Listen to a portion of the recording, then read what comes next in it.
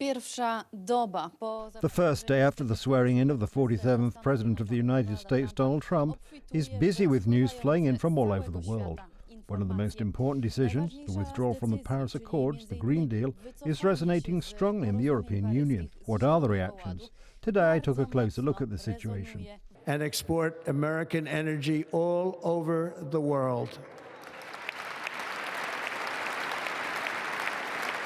We will be a rich nation again, and it is that liquid gold under our feet that will help to do it. With my actions today, we will end the Green New Deal and we will revoke the electric vehicle mandate, saving our auto industry and keeping my sacred pledge to our great American auto workers. President Donald Trump will withdraw the United States from the Paris Climate Agreement, the White House officially announced today. In doing so, he fulfilled his main promise. President Biden's actions yesterday on offshore drilling, banning offshore drilling, will not stand. I will reverse it immediately. It'll be done immediately. And we will drill, baby, drill. And we're going to be drilling in a lot of other locations. And the energy costs are going to come way down. They'll be brought down to a very low level. This decision will put the United States outside the 2015 pact, in which governments, except for Iran, Libya and Yemen, agreed to limit global warming to 1.5 degrees Celsius. How has the European Union reacted? In this spirit, we will need to work together to avoid a global race to the bottom, because it is in no one's interest to break the bonds of the global economy. Rather, we need to modernize the rules to sustain our ability to produce mutual gain for our citizens. The United States is the world's largest producer of oil and natural gas, thanks to a multi-year production boom in Texas and New Mexico, among other places, fueled by fracking technology and high global prices since Russia's invasion of Ukraine.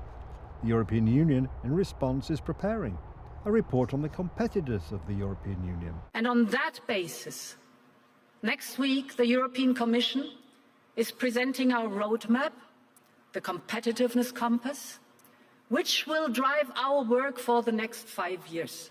The European People's Party is calling for a revival of the EU's faltering economy, which will require the removal of renewable energy targets. China has also expressed its concerns. China is concerned about the US announcement to withdraw from the Paris Agreement. Climate change is a common challenge facing all of humanity. No country can stay out of it, and no country can be immune from it. As President-elect, Donald Trump promised to repeal Joe Biden's Inflation Reduction Act, which initially included some $400 billion in new spending and credits to accelerate America's transition to a green energy economy. This is a bad decision for the world because global warming is a fact. We have had another record year, which we have also felt ourselves. This will involve more and more heat waves with increasing salt water. The whole European Green Deal was a project with one very simple goal: to make Europe dependent on Russian gas, which will be distributed by Germany. This is very clear to those who look into this system. That's what Nord Stream was for. That's what all these activities were for. We know that with green energy it is impossible to build a stable energy system today. What does this mean for the economy of the European Union, including Poland? If this course is maintained, we are threatened with the liquidation of industry throughout Europe, not just in Poland, because there is no way that European industry can withstand, for more than 2 or 3 years, higher energy prices at 2 or 3 times the prices the Americans or Asians have.